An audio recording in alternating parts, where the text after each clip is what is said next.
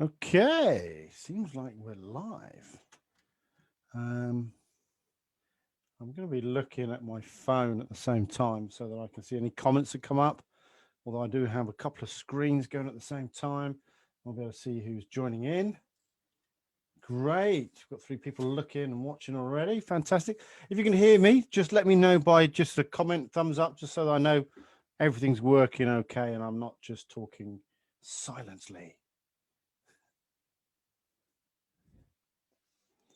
There's a bit of delay between what you're seeing and what I'm actually saying. So bear with me if you say something and I don't see it straight away. Oh my gosh, I've got it everywhere. Well, welcome those that have arrived already. We're going to give it a few minutes. I'm just going to waffle just to so that people get a chance to see the notification that I've gone live and join in if they want to. And yeah, I've got a couple of thumbs up. Good. So another microphone's working. Fantastic. Now we did a poll. A poll. Is that the right way to pronounce it? Hi, Tina. Hi, Andy. Thank you for letting me know you can hear me. That's all good. Did a poll. I don't know how to pronounce it. Is it a poll or a poll? I don't know. Maybe it's my accent. We did a poll at the beginning of the week, finding out which platform people wanted to use, which was topped off straight away with Facebook. So we're doing a Facebook Live, but I'm actually using Zoom to broadcast it through Facebook. Just the advantage you get of having the paid version, which I obviously need for work. So also subjects we had. Now the top subject, which was one of my suggestions, was effects of anxiety and stress on the mind and body. That's a talk I've done many times to pain clinics, etc. So haven't done it for a year though because of COVID. So bear with me if I lose track. I've got notes everywhere. I've got 2 computer screens, a phone screen. It's all going. It's all going, and should be good fun. And another subject which got quite a few ticks on the box was the fact that we talked a bit about self-sabotage. Not a subject I've done a great deal on. However, it has always been incorporated in my therapy work when I'm doing hypnotherapy, CBT, NLP, and life coaching, because people do have a tendency to self-sabotage on a subconscious level. So yes, it's going to be an interesting subject, that. So right, we've got 6 people watching. That's great. Cheers, Travis. Nice to see you, mate.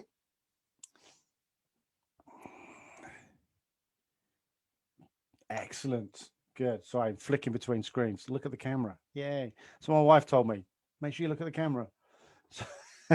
But with different screens and everything going all over the place, it might be a little bit difficult to stare at it all the time. Okay, so the first thing we're going to cover then, it's already 3 minutes past. Probably won't get any more people jumping on just yet. But if people want to watch it later, it will be left into the group. So you can always look back at it, fast forward it, pick up the bits you want to take out of it, write them down, take notes if you want to. So let's talk about anxiety and stress and the effects it has on the body. Now, one of my passions, and anyone who knows me and has talked to me about how it all affects you, is one of the stress hormones, cortisol. It's the one that can affect all of us on different times of the day, different stages in our life, and it has such a physical effect on you mentally and physically when it kicks off. Now, cortisol itself is naturally produced in the body. Don't get it mixed up with the word cortisone, which is when they inject you with basically a pain steroid for pain relief, normally in joints and tendons, etc. But cortisol is a hormone naturally produced in the body. And I like to compare it to caffeine. In the early morning, it starts to spike. So by lunchtime, it's probably hit its peak. And after lunchtime, it's coming back down again, which quite often sometimes is why we feel a little bit of a kick in the afternoon to keep us going. By about midnight, it's at its lowest. And then it starts to slowly creep up again, so that by the time you get to sort of 6 o'clock in the morning, it's ready to wake you up, which is quite often why sometimes you can feel like you get a second wind around 1, 2 o'clock in the morning when you're out clubbing. I know I don't dance, don't worry. And well past the clubbing days. But it naturally picks up and it wakes you up in the morning. So it acts a bit like caffeine, a bit like you want to have that cup of coffee in the morning just to pick you up and get you going. But when cortisol goes wrong is usually when we're in a constant state of stress or anxiety. And so rather than having peaks and troughs throughout the day, your cortisol level just stays really high. And that's not good. That's when it starts having a negative effect on you mentally and physically. One of the things that cortisol does, it helps you when you get into a flight, fight, freeze situation. So when you suddenly got to fight something, when you're going to suddenly run away, whatever it is, when you're in danger, it will spike. Along with the other hormones like adrenaline, etc., it will spike just to help you, give you that extra buzz, be able to run faster, punch harder, whatever it is. So we do need it. But when you go into a stress or anxiety situation where it's over a prolonged period of time, your stress hormones are really high and they stay high. And that can lead to various conditions such as fibromyalgia. We don't really know with IBS, irritable bowel syndrome, whether it's chicken and egg. Do you get IBS because you're stressed or suffer with anxiety? Or do you get IBS and then it gets exacerbated by stress because your stress hormone goes up? I'm on the thinking that probably you have had anxiety or stress before, and that kicked in the IBS. But there's probably doctors out there who will tell me differently. And but what we do know for sure is that if you do have something like IBS, when you get stressed, you'll get a flare up. And you'll have all the stomach pains and all the rest of it, and all the nasty stuff that comes with IBS. And it's the same with fibromyalgia. Fibromyalgia is very much linked to stress and anxiety. When that stress hormone kicks off, you're going to end up in a flare up, extra pain, extra discomfort. And there's various other conditions which as well get affected. Even things like MS can be affected by a stressful time, can make you feel a lot worse than you need to be. So we need to learn how to control it, and we'll cover a bit more on how to control it later. But we're going to first of all talk about how it affects the mind, how it affects the brain. Now, if you go into the doctors and you struggling for various reasons, you're not too sure why, they'll ask you various questions if they think it's stress. And one of the first signs and symptoms of stress is short-term memory loss. Okay. And that's because the cortisol starts affecting some of your oxygen cells in your body.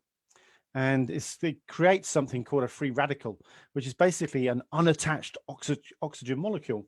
Bit technical, I know, but let's keep it really basic. I won't go too technical with it. But this oxygen cell will float around your body. It'll end up in your brain, and it'll attach itself to a brain cell, punch through the brain cell wall, and basically cause it to explode. Now, you don't feel it. Don't worry. It just imagine it like water and oxygen attacking metal. That's what it's doing to your brain. It's eroding those brain cells. Now, don't worry, brain cells can repair and be replaced. So it's not all bad. You're going to get your memory back once you stop being stressed. So you get that short-term memory loss. You can't remember what you're doing. You have a lack of focus. You find it hard to concentrate on simple tasks sometimes. You start doing something and then you go off and do something else, and then you can't remember what you're doing before, and you just never seem to get things finished completely. And if this is resonating, just give me another thumbs up from people if this is resonating with you already, so I know that I'm on the right lines here. So once it's starting affecting your brain in that way, of course, if it continues, it can have a long-term effects, and we don't want that. So we need to learn how to control it. And sometimes we just have to just be nice to ourselves. Okay, we just need to be nice to ourselves, that we can look after ourselves and take that time out. Because when you're stressed and anxious all the time, your stress levels are always going to be high. It's going to affect your sleep. It's going to affect all sorts of parts of your well-being. So we don't want that. Okay. So stress builds up in an area of your brain called the amygdala. That's the bit that triggers your fight, flight, freeze response. Okay. That's the bit that's always on the go, checking that you're safe, checking that everything's okay. And it's going to be the trigger, the switch that sends you into flight, flight, freeze mode when you need it. Okay. So that's where it all comes from. And normally with a fear scenario or a flight, flight, freeze scenario, you'll get that sudden spike of all the hormones. And then, of course, it will slowly drop down. And normally as well, of course, what's going to happen is that normally you've had to exert loads of energy, okay, fighting it or running away. And that, again, the hormones that are released from doing that kind of activity will help deplete the cortisol in your body. It's almost like you burn it off, but sort of thing. Okay. So we'll keep going. Okay, other things that chronic stress, it reduces your level of critical neurotransmitters. Okay, let's look at the two hormones most needed here, serotonin and dopamine. All right. Now, we know that when you have low serotonin, there's a chance that you are already suffering with depression. Okay. And anxiety, one of the things they give people who suffer with anxiety is they will give them serotonin as a citralopam, I think it's called, to boost your serotonin levels. And it's the same with depression. The one thing that we need to understand about these drugs is it's a temporary fix. You might feel great while you're on them, but of course you can't stay on them forever. They're not good for you.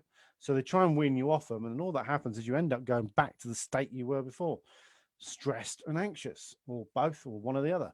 So we need to understand that the stress and anxiety is something we need to deal with at its core root problem, rather than just giving you pills.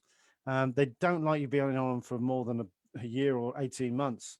So they are going to try and wean you off them. So if you are on them and you've been on them long term, then you still haven't got to the root problem, and you need to help, or need to find help and allow someone to help you sort it out so that you can come off the drugs and be back to feeling the way you should be feeling, which is normal, happy, go lucky, whatever. Okay. You don't want to be strung up, tenterhooks, tense, anxious all the time. Other things that can do then, when you haven't got that happy molecule, whether that's the dopamine or the serotonin, then it's going to have a detrimental effect on you with your own physical and mental health. So it's your moods are going to be different. You're going to always feel low and depressed and anxious and all the rest of it. And one thing you got to realize with some of these drugs, they actually, on the warning labels, will tell you that they can encourage suicidal thoughts. And if you're already suffering with depression, probably not the right drug for you, but they'll give it to you anyway. But maybe they just put that in there just to cover their asses. I don't know. Okay, we've got 10 people watching. That's great. Nice to see you all.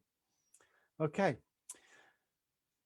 It tends to be women who are more likely to suffer with depression. There's about a 2-to-1 ratio on that. No one fully understands why. Maybe it's got something to do with testosterone. Not too sure. Women are twice as likely to get anxiety and depression more than men. That doesn't seem to mean to say that men don't get it. I've struggled with anxiety and stress myself on regular occasions. And it's just a matter of knowing what I know, putting into practice all the tricks and things that I need to do, and what works for me, like going out mountain biking, going kayaking on the river. It's great for your mental health. Other things that can happen then, women are more likely to binge eat, okay, and maybe drink alcohol. Men are more likely, though, to drink alcohol, suffer with ADHD, and maybe even get into drugs. So it doesn't mean to say that it's other sexes can't do the same as the other sexes. Of course, anyone can get into drugs, anyone can drink alcohol, but it seems to be men are more prone to the more impulsive things like alcohol and drugs, whereas women tend to be suffering with depression and anxiety. They're more likely to binge eat. But of course, what can happen when you're depressed and anxious is it could be go the other way and lose your appetite and lose shitloads of weight when you don't really need to. And that can affect your health and mental cognitive behavior. And you don't want that. Don't want that either. Okay, so all these nice things like dopamine and serotonin are in charge of your pleasure reward system. Okay, so when you get that, when you've done something that gives you the reward of dopamine or serotonin, then you're something that you're going to go after more often. Now, we all know that things like exercise are great because you will get all those endorphins afterwards, and exercise can become an addiction for some people because of that endorphin kick. But it's great for you, and you can almost imagine it like scales. If your cortisol's high, your dopamine and serotonin is going to be low. So you can switch that around by doing activities which will increase your serotonin and dopamine, and therefore the cortisol will drop. Okay. And it's literally as basic as I can get. Okay. Without going too technical. Okay. So let's just put it into blunt words now. Chronic stress destroys happiness. Okay. It's going to affect you by just giving you loads of cortisol and depleting all your good hormones. things that can happen when you're struggling with stress then. And when I just use the word stress, anxiety will give you stress. Okay. So anxiety and stress, this is why I've with the group is banded together with anxiety and stress. Because if you're anxious, you are stressed. Simple as that. You can have stress without anxiety, but the chances are the stress is making you anxious about whatever it is that's stressing you out. So they are very much linked together, although you can get them separately at different times. So things that can happen then is you're going to get excessive worry and fear. Hey, anxiety, there you go. Anger and frustration, you get short-tempered sometimes, okay? Impatient with yourself and with others. So when you make a mistake, you're angry with yourself rather than looking at it calmly and looking why you went wrong. You can get mood swings, crying, okay? And, you just, for no reason, you just feel the need to cry, and there's nothing wrong with that. You just let it out. And of course, you could also go and get a bit worse and have suicidal thoughts. Your sleep is going to be massively disturbed. You can have quite chronic insomnia, where you're only sleeping 2-3 hours a night for long periods of time, and that is not good for your health at all. Nightmares, disturbing dreams, okay, not necessarily nightmares, might wake you up with a feeling of fear, although what you were dreaming about wasn't scary. Bit weird. Trouble concentrating and learning new information, racing thoughts, nervousness, forgetfulness, we've covered that one already. Mental confusion, can't work out what I'm doing here. Sometimes simple things can look so confusing when you're suffering massively with stress. And then of course, that can lead to a feeling of being totally overwhelmed, whether that's at work or at home or whatever it is. It could all feel like it's bundled in together. Irritability, excessive defensiveness, and or suspicion. Okay, so when you're stressed, sometimes you read into things which aren't there, and that's because of the whole confusion thing. And social media's massively brought this into play, because someone will send you a text or you'll see a post on, and you could read it completely the wrong way. Maybe they haven't properly written it in such a way that is plain and simple to understand, but sometimes you'll read something and you'll take it completely the wrong way. You'll get a text and you're like, what the hell are they on about? How dare they say that? And when actually they're trying to be helpful or something. So do be careful about that. Okay. Okay, let's look at a little bit more about the effects on the body now. So we know the brain is getting massively affected, and now we want to see what happens to the body. Okay. Small increases of cortisol are great because you'll get increases of energy, heightened attention and cognitive functions, increased focus, stronger immune system, and less pain. Okay. So it will actually reduce your pain. That's for a short period of time. However, flip side, long, prolonged high cortisol levels, higher levels of blood pressure, increased cholesterol in the blood, okay, increased sugar levels in the bloodstream, lower bone density, okay, not good for the ladies who are a little bit later on in life, where they obviously their hormones are dropping and they need to consider how it's affecting their bone structure. Okay, always good to get it checked out if you're not sure. Increased abdominal fat, okay, which is linked to poor health. Poor sleep, we've already mentioned that, and that's going to affect you physically. You're going to feel tired all the time. Okay, you're going to wake up feeling like you haven't slept. Okay, with cortisol, when you're in it for a short period of time after you've done your flight, freeze, you get a craving for sugary and fatty food to try and replace all the energy that you've burnt off fighting or running away. When you're in chronic being long term, okay, that cortisol will still trigger the craving for sugary and fatty food. So you're constantly feeling like you need to eat that bad stuff, which is obviously not good for you, which again will spiral around to gain weight, okay, especially around the face and abdomen. And of course, being unhealthy and feeling like that all the time, it's going to reduce your sex drive, okay? Nothing to do with how sexy you are or not, okay? All this bad stuff is going to affect your libido, okay? Stomach problems, physical stomach problems like IBS, acid reflux are a big one, very much connected with stress and anxiety, okay? Mood swings, okay, that's back to a mental one.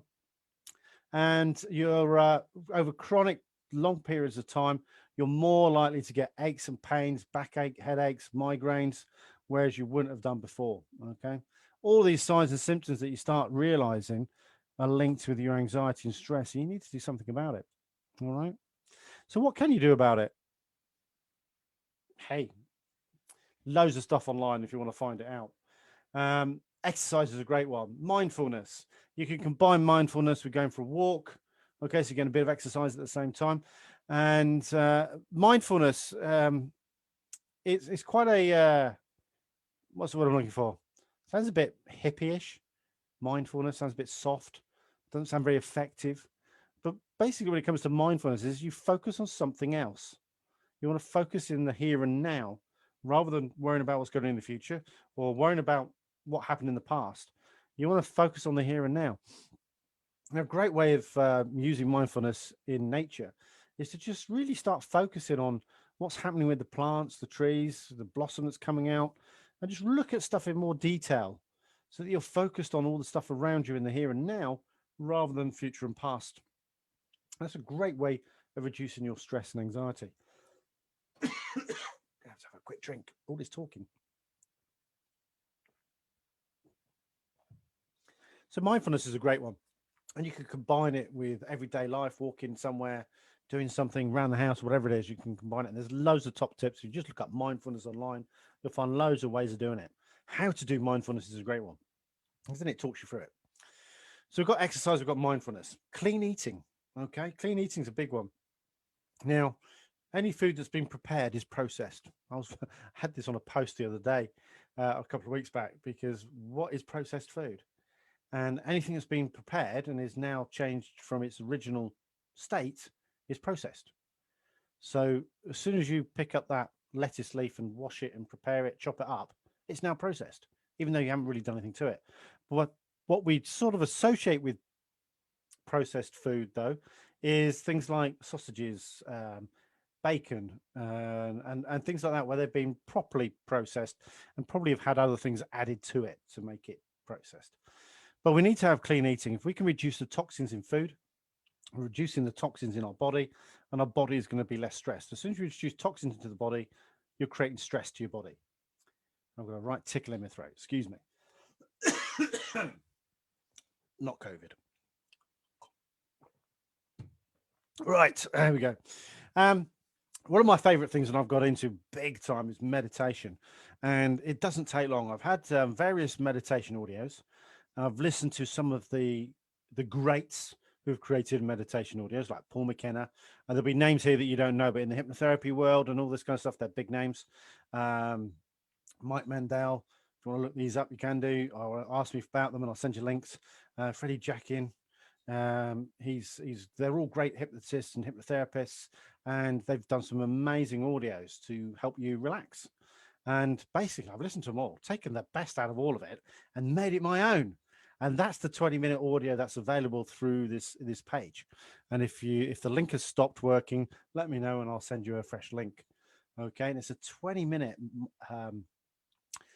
relaxation meditation audio based or targeting your anxiety and stress.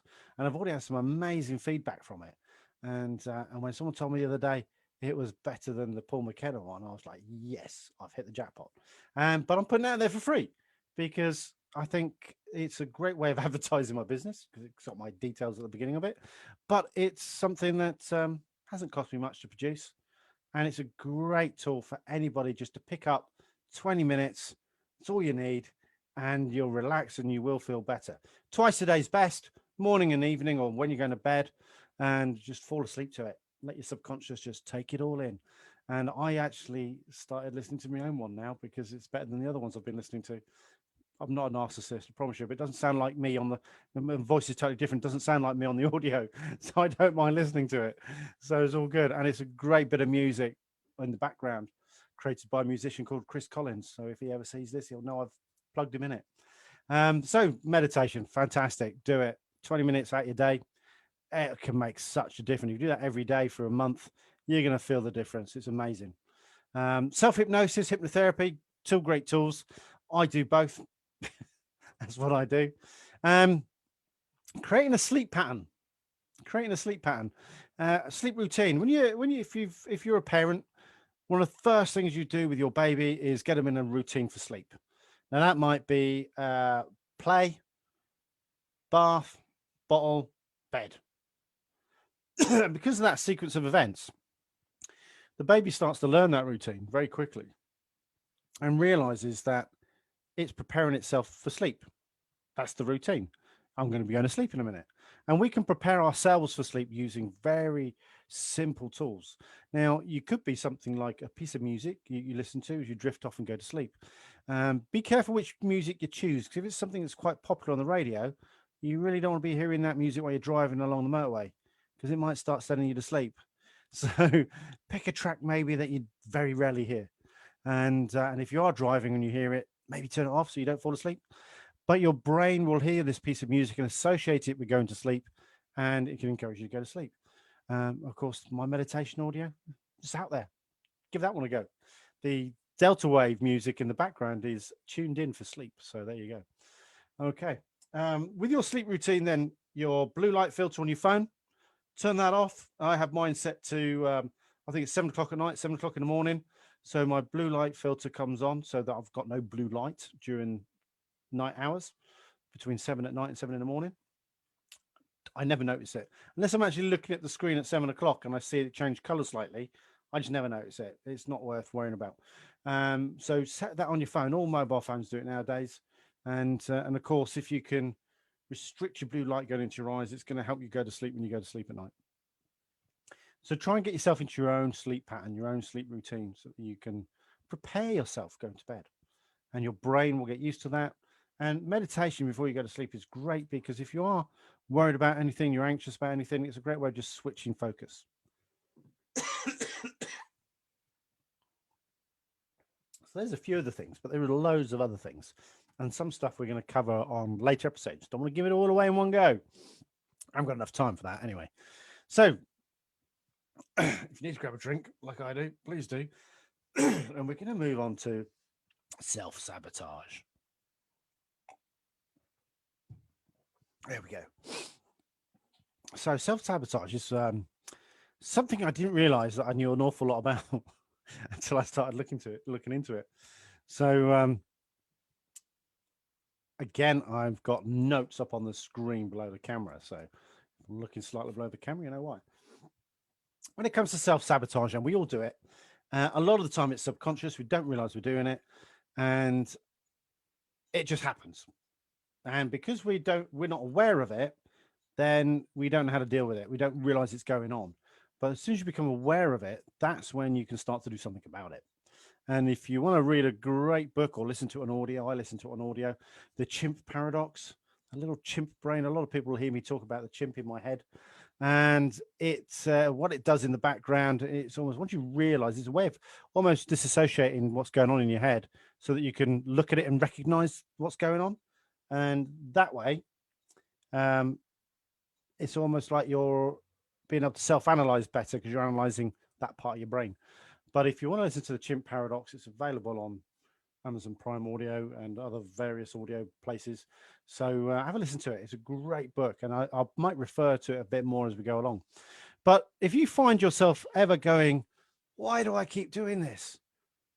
Or how does this keep happening to me? Or this always happens to me. Or everything or everyone is against me. I never succeed at anything. I keep trying to achieve, but I always fail. I need to be more consistent to achieve, but I keep failing. And so your brain goes haywire. It starts talking to yourself. You start really putting yourself down, which is basically what self-sabotage is. It's reinforcing your own self-esteem in a bad way. And that's not what you want to be doing. So one of the things we do with neuro-linguistic programming is we do something called a reframe. And we can reframe the way people are thinking about it. Now, if you can imagine you a little child comes home from school and everyone hates me at school. Okay. Does your teacher hate you? No. Okay. Does your best friend Johnny hate you? No. So not everybody hates you then. Okay. And straight away you start reframing it for them, because they realize that first initial everyone hates me is not a realization. But unless you reframe it, you're going to keep telling yourself that everyone hates you and you'll believe it. But when you reframe it as with a simple couple of questions like that, it can change their whole perspective on it. Okay. And actually they'll find that a lot more people like them than hate them. It might only be 1 or 2 people that actually hate them. It might just be everyone laughed at an embarrassing moment, but it's not because they hate them. It was probably because it was funny to the class and not to him or her. So we have to make sure we don't use what we call generalizations. Okay. Everything goes wrong. I never win, whatever it is, because it's never like that. It's never as bad as what you're explaining to yourself it is. And quite often we use these generalizations as an excuse for our own shortcomings. And I'm not saying you've got lots of shortcomings or anything, but it's just an easy way of justifying why things are going wrong. Okay. Because it always happens. No, of course it doesn't. Now, the last quote I just said a minute ago when I listed off all those questions was one I saw on Facebook, a lady put on Facebook in one of the other groups I'm in, and she was asking for help.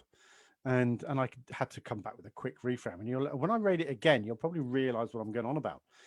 She says, I keep trying to achieve something. I'm not going to say what the something was. I keep trying to achieve this, but I always fail. I need to be more consistent to achieve this, but I keep failing. So my comeback was, well, you're very consistent because you keep failing. And she got a little bit confused on that one, and I had to go into a bit more detail. Okay, because she was believing that her lack of being able to be consistent was the reason why she kept failing, when in fact her continual failings were consistent. So when she realized then that her consistency wasn't the problem, but it was something else, which I'm not going to go into because it's way too long, then she started to reprocess her thoughts and see it from a different light. So we do need to make sure that we don't use generalizations, okay, when we're talking to ourselves, especially. It's like, I'm ugly or whatever. Of course, you're not ugly. I can't do this, or this always happens, or whatever it is. It's these generalizations are too big. They're not. What's the word I'm looking for? Not descriptive enough. They're not pinpointing anything particular, and you'll just be talking yourself into a feeling horrible, and just keep knocking your own self-esteem.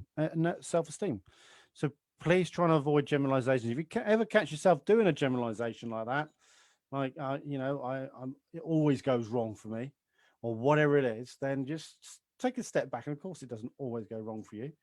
You may have got to work okay that day, so that went right. So, don't keep telling yourself that it's always bad. And of course, if you always focus on the negative, you'll only ever see the negative. Okay. So try and focus on more positive things, and you'll see the positive things that are happening around you. If this sounds like something you do to yourself, then please do get in touch if you want a one-to-one chat, whatever, over the phone, Zoom, Facebook, whatever. So why do we self-sabotage? Big question, lots of different answers, and we're going to cover a couple of them right now. Self-worth, because we don't feel deserving. Okay, we don't feel like we deserve to be better. We don't feel like we deserve success. So when it comes to businesses, and I've helped a few people with this who are creating their own businesses, they get stuck. They keep hitting a barrier. They're not focused on what they need to be doing on the next step, and then they wonder why they keep failing, or their business isn't growing, or not growing as fast as they want to. Whereas if they just follow the steps and just get on with it, then a lot of these tried and tested methods will work every time. So, but because they feel like they don't deserve it, then they don't keep trying. They don't keep pushing through. They don't take themselves out of their comfort zone to get the job done. Okay, and that brings us on to one of the next one, which is the fear for success. Okay, and you could more or less say that is lack of self-worth again. Okay, but sometimes knowing that when you become successful, it can all just disappear and be taken away from you. Therefore, I've failed. So why would I put myself into that situation in the first place? If I don't succeed, then I can't fail. Bit of a paradox, I know. But that's something that goes on in your subconscious to protect you from failure. So it'll keep sabotage you. That little chimp in the back of your brain will switch your focus to something else rather than what you should be doing to be successful. Okay. Another thing that we do when we self-sabotage is that we blame others, or we blame the system, or we blame whatever it was. And we've all been guilty of it. I've been guilty of it. Other people, but we've gone through life, maybe when we're younger for sure, that we blame everyone else for the problem. or why it went wrong or whatever it was.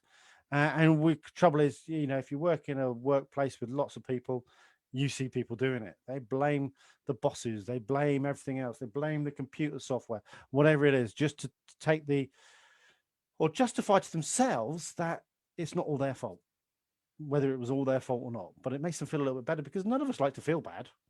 So it's not like they're being cruel or nasty or deceitful. They're just that little chimp in the background. He doesn't like being upset. So he's going to maybe find a justification as why that job you were supposed to do at work is late. The computers were slow, or whatever it was. He's going to try and blame anything and everyone else rather than just look himself and say, well, actually, I was too slow on it. I couldn't get my groove on. I couldn't get my flow, couldn't get into it. And it took me longer than I anticipated.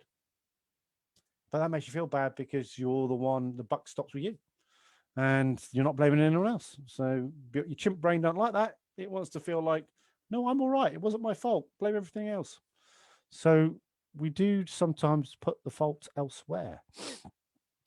And it comes down to a sense of being in control. The control freaks are terrible when it comes to self-sabotage. Because if they're not in control, then it's not happening. All right. Okay. It might be that we don't want to, or we don't have control over what might happen next. So therefore, we won't go into that place. And it might be that you want to put something out to improve your business and people are going to see it. But rather than once it's out there, it's out of your control. You don't know how people are going to respond. So therefore, I'm not going to put it out there. So no one will see it and I'll be safe. Okay. So lack of control. If you're doing something that's going to enforce you into a position of lack of control, then maybe chimp brain is going to stop you from doing it. Last one we're going to cover on this one then is the fear of failure. And that comes into a lot of the other stuff we've been talking about.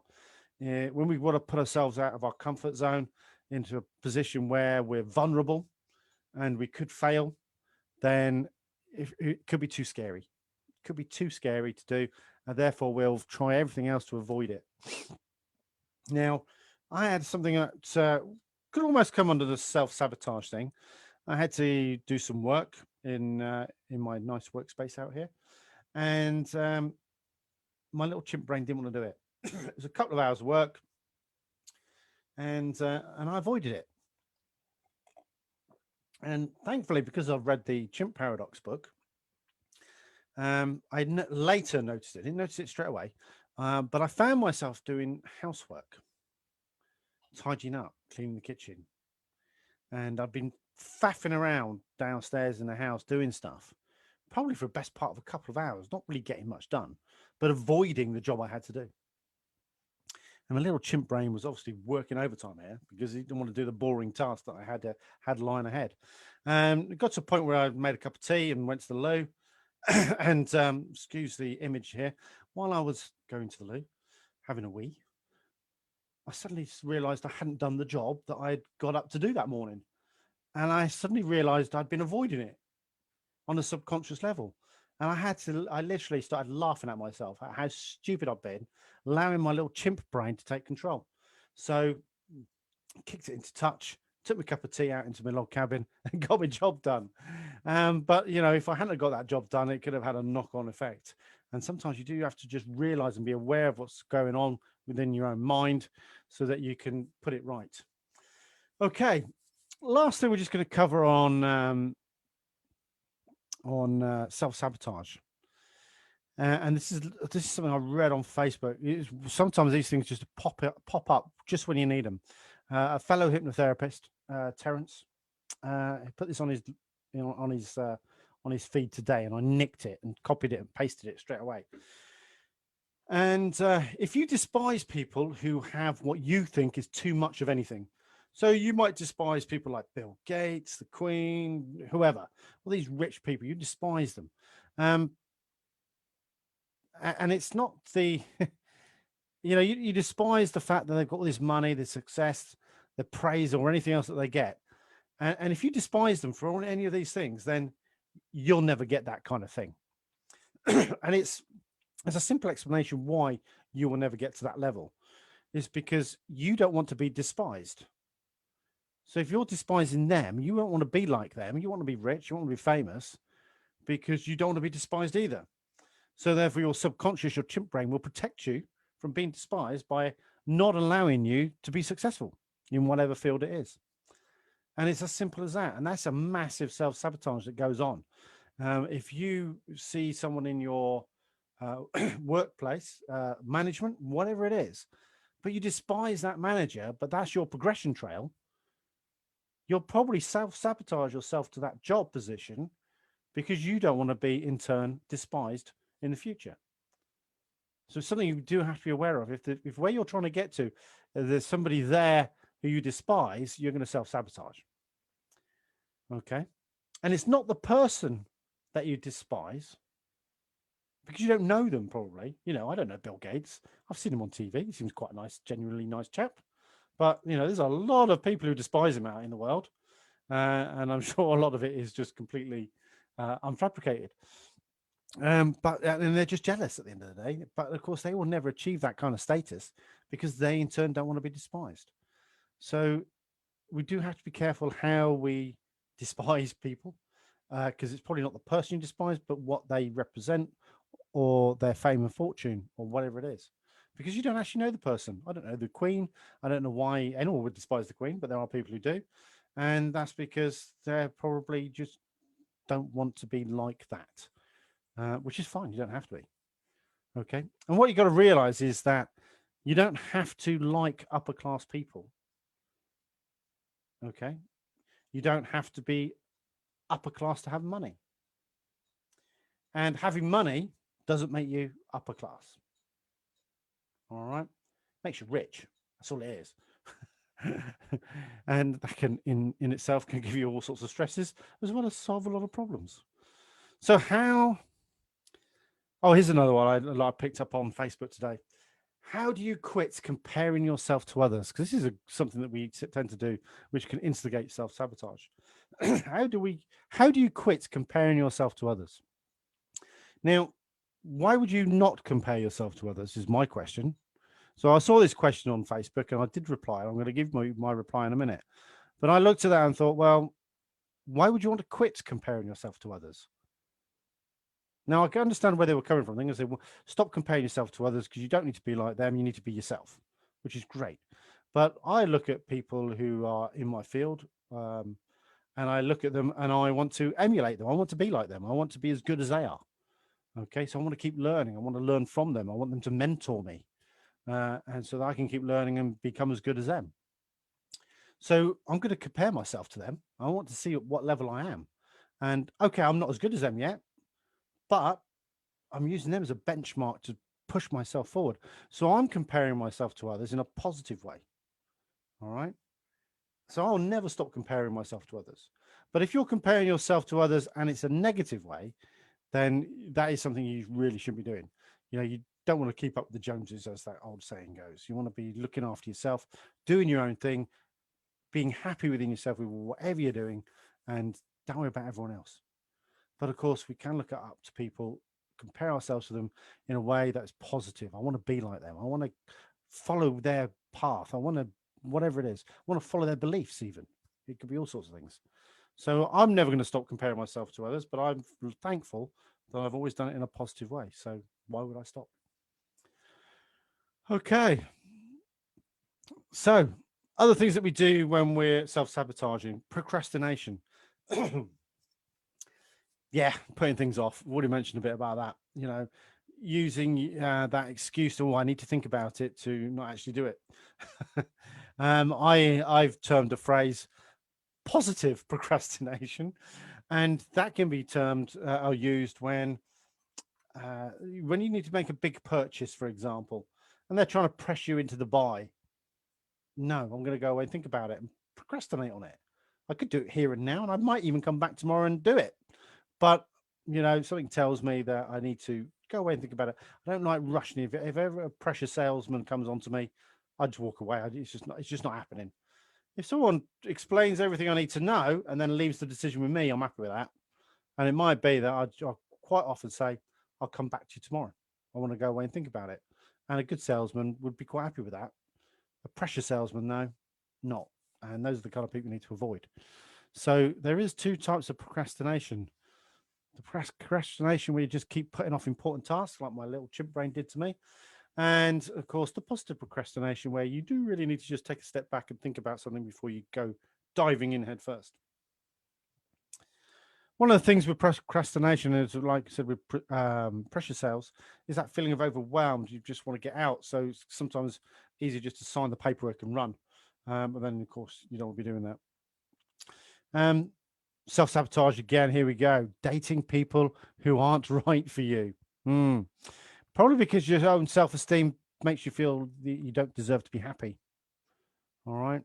Okay, so you end up self-sabotaging by dating the people that you know aren't right for you, because therefore, if it goes wrong, it's their fault. And you can walk away and keep your head held high. And you may even walk away from the relationship and your friends will be telling you did the right thing. So it doesn't matter.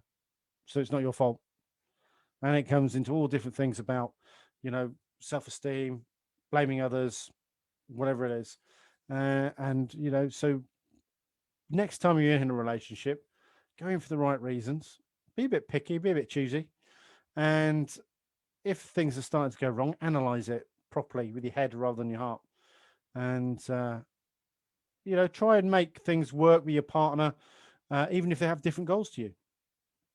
My wife and I have completely different hobbies. She won't go kayaking. Sometimes we can go cycling, but she won't go kayaking. She doesn't like the water. That's fair enough.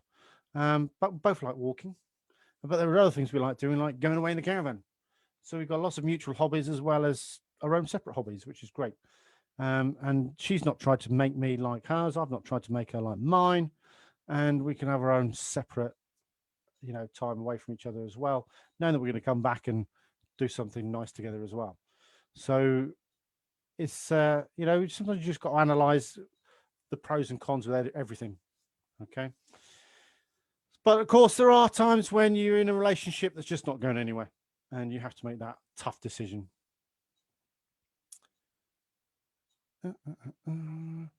Just quickly looking through, see what else we need to go down. Okay, we've talked about that one. Oh, here's an interesting one with self-sabotage. Patterns learnt from childhood. Okay. As a child growing up, you're going to be learning from the people around you, the adults around you. So if you've got someone in your family close to you, maybe a parent, or maybe an older sibling even, or uncle or aunt, someone you're quite close to, and you're watching them self-sabotage all the time, then you can pick up those patterns of behavior, those habits, and end up doing the same thing in adult life when you really don't need to be doing that. So, and if you hear someone always criticizing themselves, it'll be a habit that you might pick up as well, criticizing yourself all the time. So we've got some comments. I haven't been looking at my phone at all. Yay. Cool. Thank you.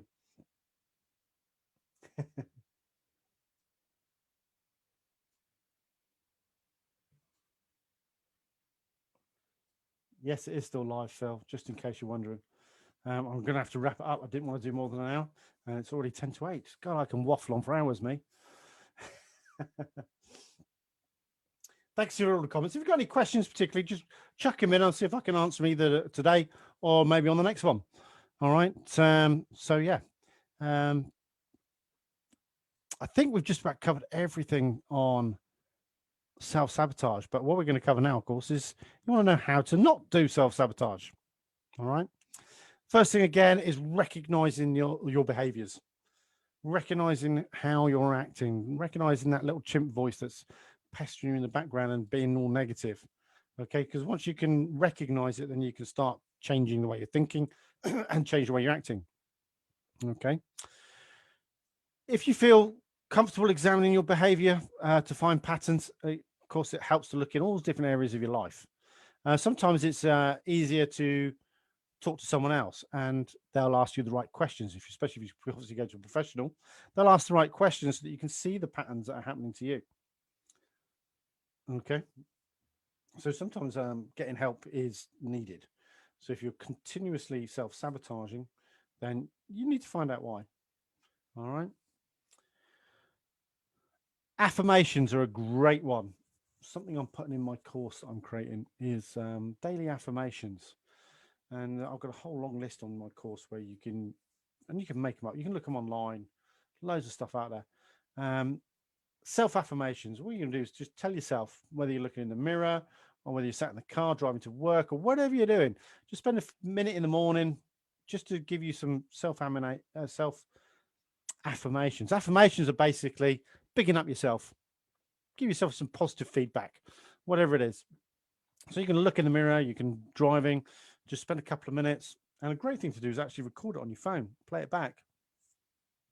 But what you want to do if you're going to record it, though, is make sure you're in the right mood to do so. So I don't want to be recording, I'm going to have a wonderful day today. Because if I listen to that back, I'm going to think, oh, really? You're not. But if I'm going to have a wonderful day today, and I've recorded that into my phone and I play it back, I'm going to go, yeah, I'm going to have a great day today. It's going to be brilliant. And you might want to just spend a minute just doing some self-affirmations. Write your own down. Look up some online. And you might find some really fitting to you. And you can write down half a dozen of them, record them on your phone, play them back whenever you feel like you need it. When you're feeling a bit down and you're not going to be enthused to say it out loud yourself, headphones on, you can listen to your affirmations on repeat. And of course, they can be personalized to you. I'm going to work harder on my relationship. I am going to work harder on my relationship. My relationship is worth the extra effort. Okay, so you can just give those affirmations to yourself and be strong about it in your voice and your feeling and everything. And when you're talking about yourself, your own self-esteem, again, really get infused with it. Get encouraging. It's a good way to do it. Now, you don't necessarily need to go and see a professional for all these kind of things. Some of you, I'm sure, I've got some absolutely wonderful friends.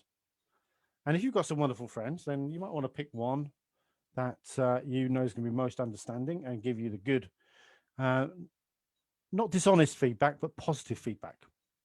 Okay, that's going to be able to turn it into a way that's going to benefit you rather than just encouraging you to indulge in self-pity or something. All right, so you want to pick that right friend. Now, I had a great tip today listening to one of my audios about friends. And it basically said that over the next week, contact all your friends one by one, have a chat with them on the phone, and after the conversation, mark how it makes you feel. Write it down, how it makes you feel. So if one makes you feel really happy, 7 out of 10 happiness, great. And once you've gone through all your long list of friends, you'll probably find the ones that make you feel a bit flat afterwards, maybe even make you feel annoyed afterwards, or whatever it is. And you've got this nice long list of friends, and you've got a scorecard next to them on how they make you feel. Now, the ones, of course, that make you feel good, strong in happiness, encouragement, and all the rest of that kind of stuff, those are the ones you want to waste your energy on. And it won't be a waste of energy. It'll be channeled and directed in a great way. The ones that are in the low score end, they're the ones you really don't want to waste your energy on. Even if they're long-term friends, it might be that you still keep in touch, but you want to focus on the friends that make you feel good.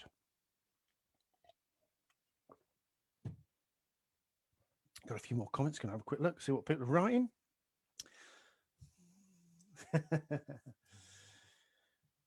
Cool. So, thanks, Phil. So I'm going to wrap it up about now. It's coming up to 5 to 8. There will be more stuff to talk about in the future for sure. There's loads of stuff about anxiety and stress, and that's interesting. But I think the one thing I think we need to take away more than anything is recognizing that we have a problem, understanding that problem. So educate yourself, whether it's through me or social media or whatever. And then you can start targeting the problems, the symptoms and everything else, and get into that core problem that's maybe causing it all. Now, there may be things from childhood trauma that are affecting you now in the present. It may be learnt behavior. It could be a dozen other things. But if you're not sure what it is, then that's probably worse than actually knowing what it is, because that gives you a feeling of hopelessness. But at least once you know what it is, then you can start to learn how to tackle it, finding the different ways of dealing with anxiety and stress that help you the most. Now, like I mentioned, I love my audio, my meditation audio. Meditation's been, I wouldn't say a lifesaver, that's probably a bit strong. But it's certainly helped me through times of stress to just do, whether I sit out in my log cabin or lie on the sofa with my headphones on and just listen to a bit of meditation. And there's some great meditation music that's free on YouTube, Amazon Prime, and you just got to find it. The delta wave music is particularly good because it matches your brain will start to match the frequency of the music. Now, delta wave, when your brain's in delta wave mode, it's in a nice, calm, relaxed, happy state and could be ready to go to sleep. That's how calm it can be. If your brain's firing off on the wrong frequency, though, by listening to the delta wave music, your brain will start, it takes about 5 minutes, but your brain will start to match the frequency of the music, which is why it's always best, I find, to have headphones on or earbuds in and to really feel that vibration, that delta wave vibration going through your head. And, I find just even listening to my own audio that 5 minutes in, I'm ready to go to sleep. I don't necessarily go to sleep, but I'm in such a nice, relaxed, calm state that, everything just feels great. All the aches and pains just seem to disappear, even if it might only be temporary. So, if you do need to get in touch, of course, you can get in touch with me on here. And also my website, it's got my contact details on. That's mattlongmindandbody.co.uk. And we're going to sign off here. I hope you've enjoyed it. I hope you found it interesting. I feel like I have absolutely talked your ears off. And I apologize if some of it's been a bit heavy going. So send some love hearts on it. Let me know how you're feeling. And I look forward to doing it again. I don't know if I'm going to do it next Sunday, but I certainly would like to do at least once a month, maybe twice a month, on subjects that you would like to talk about. And if you want to get more interactive, of course, we can do it on Zoom. I can, using my Zoom account, we can have hundreds of people on it all at once. And that way you can ask questions there and then without the horrible delay that we have through the Facebook Live.